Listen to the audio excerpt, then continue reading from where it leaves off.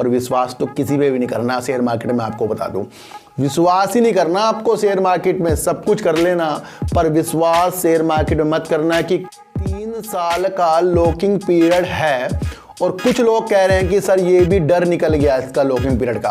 क्या आपको लगता है कि जो इसके बैंकों ने इसके अंदर एक कंपनी बहुत बेहतरीन निकल कर आया? अभी आप तक आपको पता है कि वंदे भारत ट्रेन के लिए RVNL एक बेस्ट काम कर रहा है। मेरा ये मकसद नहीं है कि आपको बताऊं कि ये शेयर 500 का है जी, 1000 में जाए। आप काम समझ लो, आपको खुद ब खुद पता लग जाएगा। देखिए कि वो उस चीज़ पर काम कर रही है जिससे हर एक व्यक्ति की कुछ ना कुछ चीज़ें जुड़ी हो। चाहे मेरे पास एक कमेंट आया था कि वो कह रहे हैं सर वो गिरते ही ना ये वेदांता के शेयरों को खरीद रहे हैं। क्या ये शेयर जो आगे तक की वो मंशा अपनी 5 से 10 साल के लिए देख रहे हैं? चढ़ने वाले धावक को ये पता जरूर है कि वहां पर जाने से पहले बहुत कठिनाई आती है और गिने चुने ही लोग उसको पार करते हैं। अब छोटे से छोटा व्यापारी और बड़ा सा बड़ा व्यापारी अपने व्यापार को बढ़ाने के लिए हर संभव प्रयास वो अपने एम के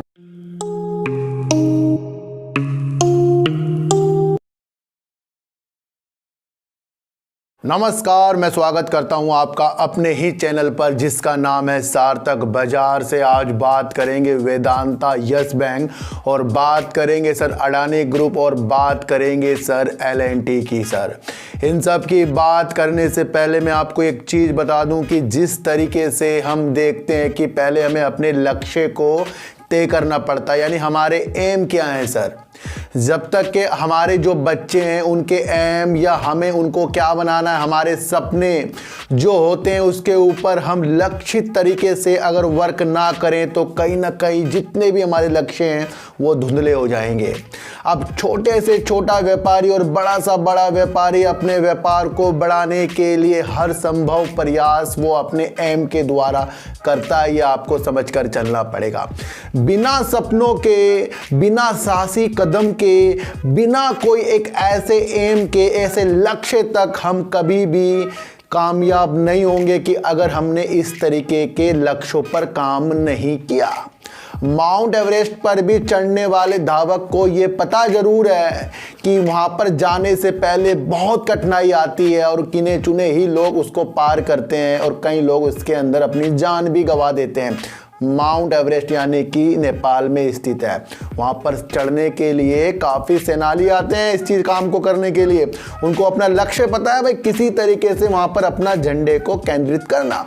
इसी तरीके से साहसी कदम जो होते हैं व्यापार में भी चलते रहते हैं, चाहे अडानी ग्रुप हो, वेदांता हो, यस बैंक हो, कोई सी भी कंपनी हो, उनके लक्ष्य हमेशा हमारे सामने आते रहेंगे। अब ये सारी चीज़ें मैंने आपको क्यों बताई है, आपको पता ही है कि वेदांता के जो मालिक हैं जिनका नाम है अनिल अग्रवाल, उनके जो साहसी सपने हैं ना आगे तक के लिए बड़े गठजोड़ के साथ उनके मन में चल रहे हैं और उसको उन्होंने उजागर किया है। वो अपने लक्ष्य में क्या देखना चाह रहे हैं, वो ज़्यादा से ज़्यादा धातु, जस्ता और तेल का उत्पादन करने की योजना बना रहे हैं और इस योजना के लिए वो अपने सपनों को साकार करने के लिए हर संभव प्रयास करेंगे। कर्ज से थोड़ी सी डूबी हुई कंपनी और इसके ऊपर कुछ भी फर्क नहीं पड़ रहा कंपनी के ऊपर कि इनके ऊपर कर्ज है, क्योंकि उनको पता है कि वो आने वाले सालों में इसको वो शून्य कर देंगे जिस तरीके से उन्होंने कहा था। अब यहाँ पर एक बात समझ में आ रही है कि जिस तरीके से देश में इलेक्ट्रिक व्हीकल का एक ज़्यादा से ज़्यादा जोर चल रहा है, चाहे वो कार में हो, 2 पहिए में हो, उसके अंदर चीज़ें लगती हैं, यानी बैटरी से जो भी धातु लगती है वो आपको पता है कि ज़मीन के नीचे ही निकल कर आती है। और उसके ऊपर वेदांता के अनिल अग्रवाल ने कहा है कि इस तरीके की ज़मीन से खुदाई करके जो चीज़ें निकाली जाती हैं, जिस तरीके से लिथियम हो गया या अन्य कोई ऐसा पदार्थ निकाला जाता है जो बैटरी बनाने में सहायक होता है, अगर ये इंडिया में ज़्यादा जोरों से किया जाए तो हमें आयात करने की आवश्यकता नहीं पड़ेगी और ज़्यादा से ज़्यादा इसके अंदर रोजगार उत्पन्न होंगे।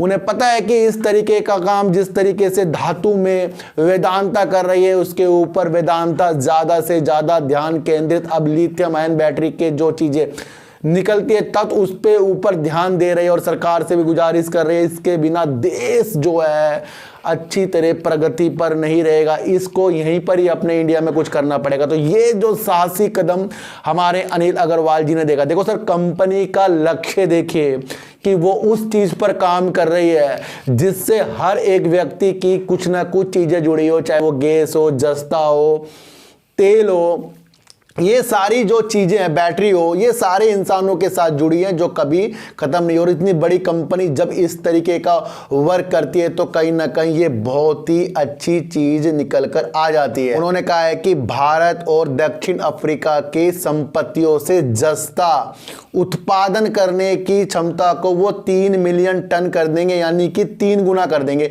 ये कितने अच्छे अच्छे सपने वो देख रहे हैं। अभी वित्त वर्ष 2023 मार्च तक उन्होंने राजस्थान की अपनी संपत्ति से करीब 1,42,615 बैरल तेल और इसी के समकक्ष ही उन्होंने गैस का उत्पादन किया है।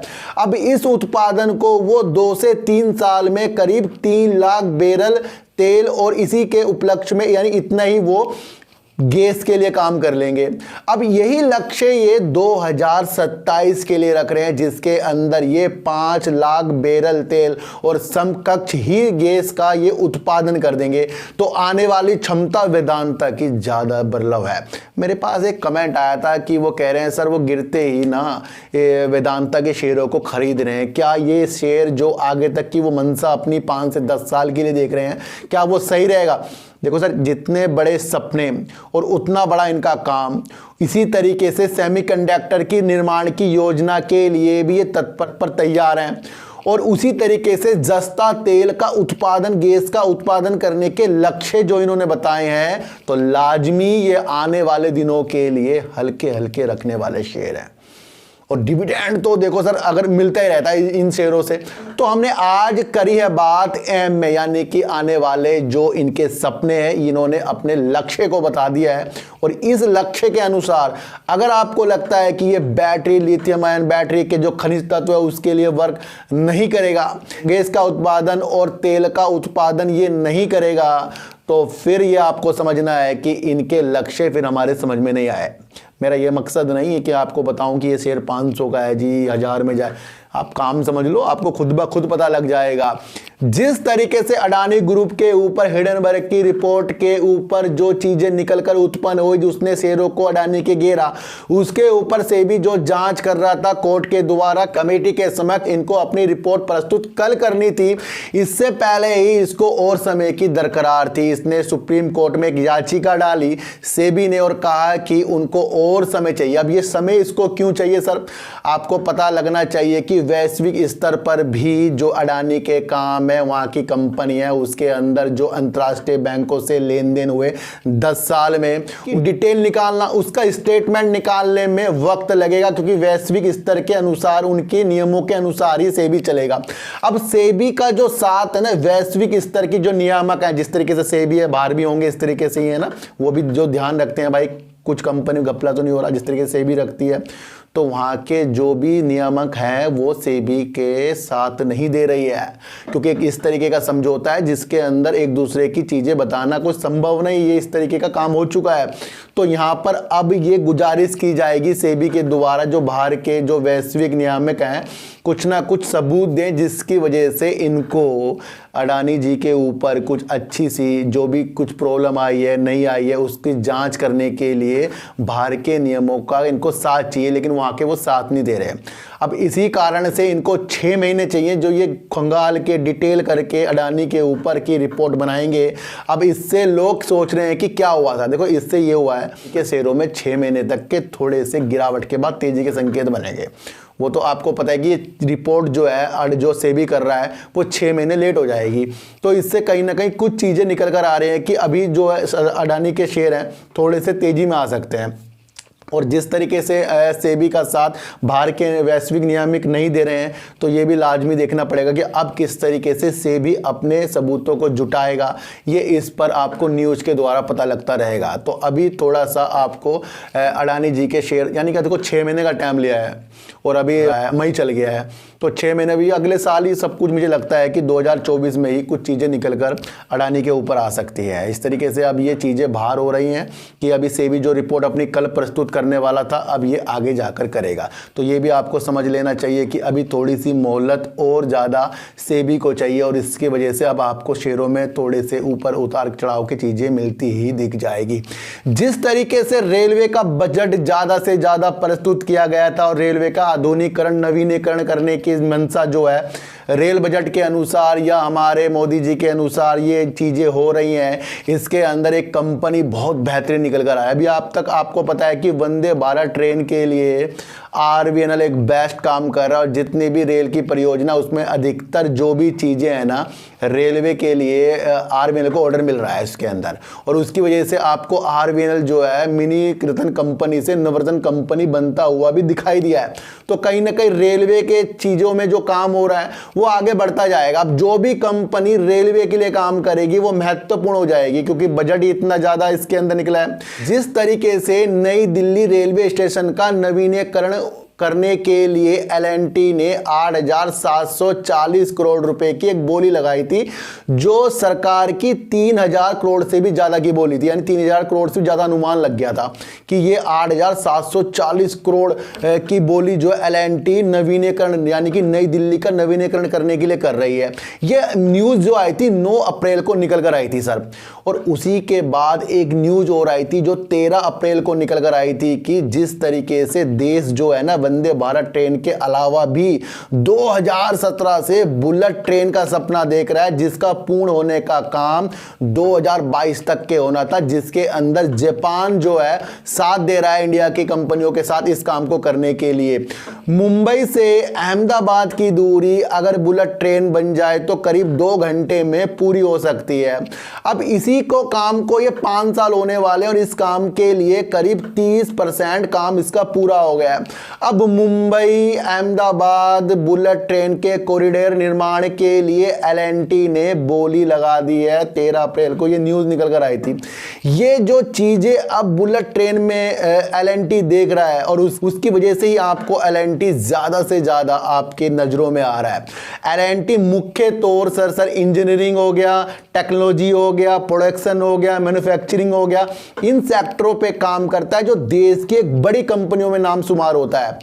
देश के साथ साथ विदेशों में कई जगह इनके अपने कार्यालय और कारखाने हैं L&T के, तो छोटी मोटी कंपनी ये नहीं है। और कहीं ना कहीं इसकी जो तेजी की दरकार लग रही है कि बुलेट ट्रेन के लिए इसने बोली लगाई, और अन्य 4 लोगों ने भी बुलेट ट्रेन के लिए बोली लगाई है। जो ये परियोजना प्रोजेक्ट है ना करीब 1,08,000 करोड़ रुपए का है। तो ये अभी पहली जो ट्रेन बनेगी हमारी मुंबई से अहमदाबाद की दूरी के लिए बनेगी, और अब ये तो हो नहीं सकता कि सिर्फ एक ही जगह के लिए बुलेट ट्रेन बनेगी।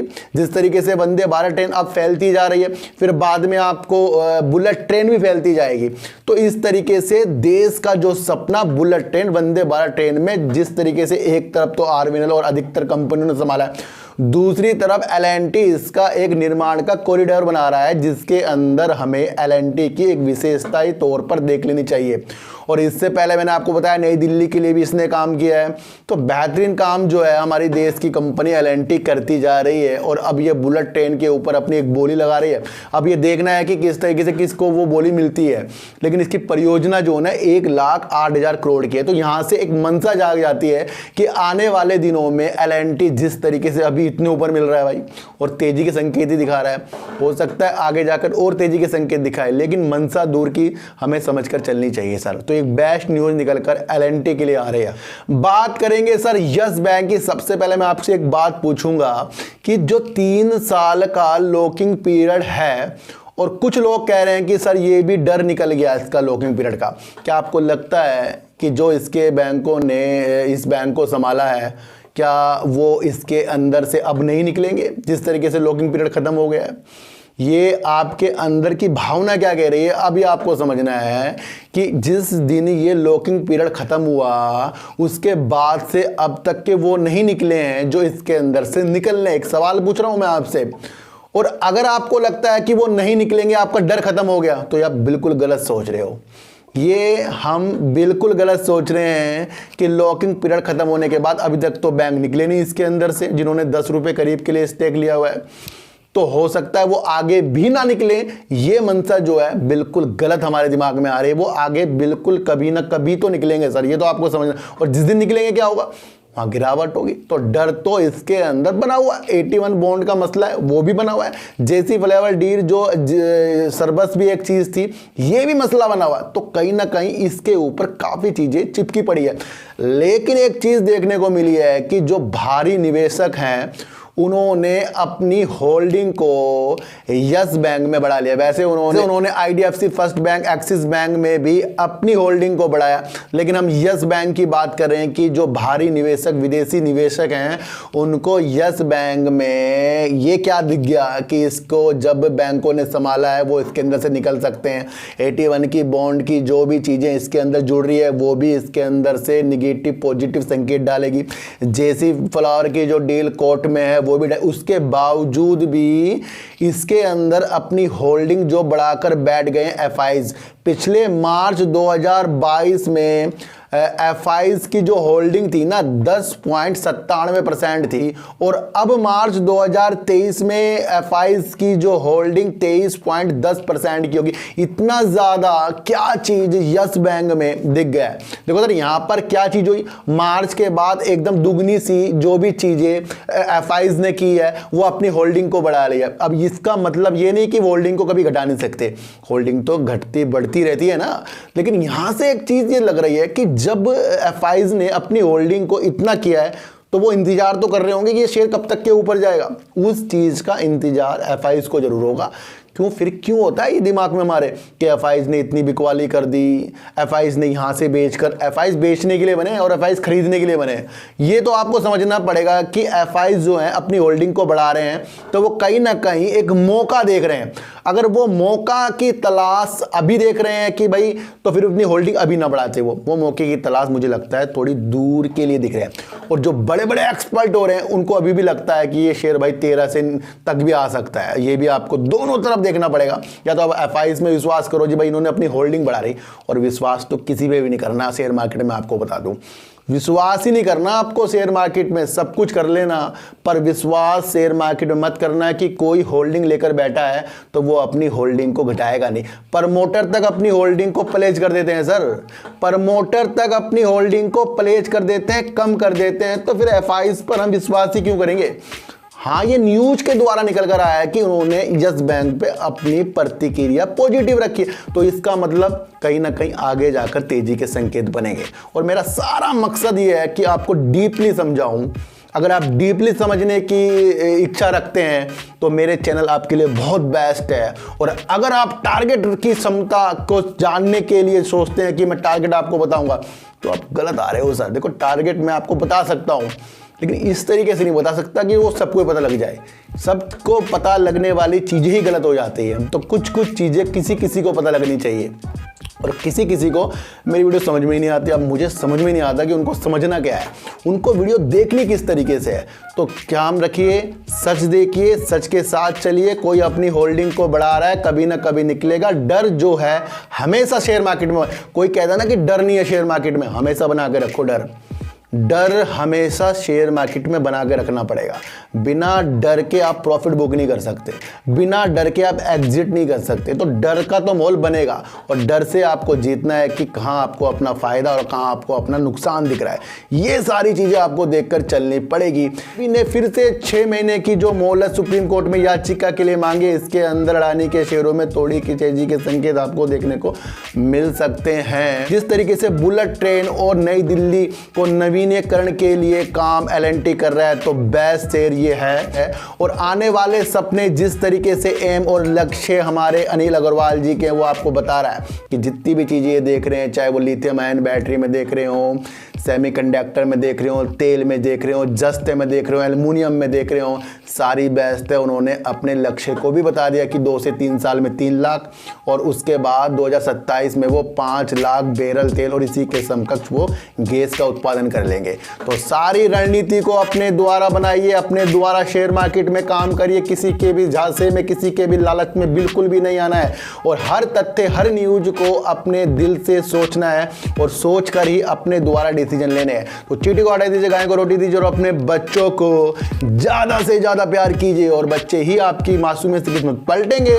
तो फिर मिलेंगे आपसे नई वीडियो के साथ, जब तक के लिए नमस्कार।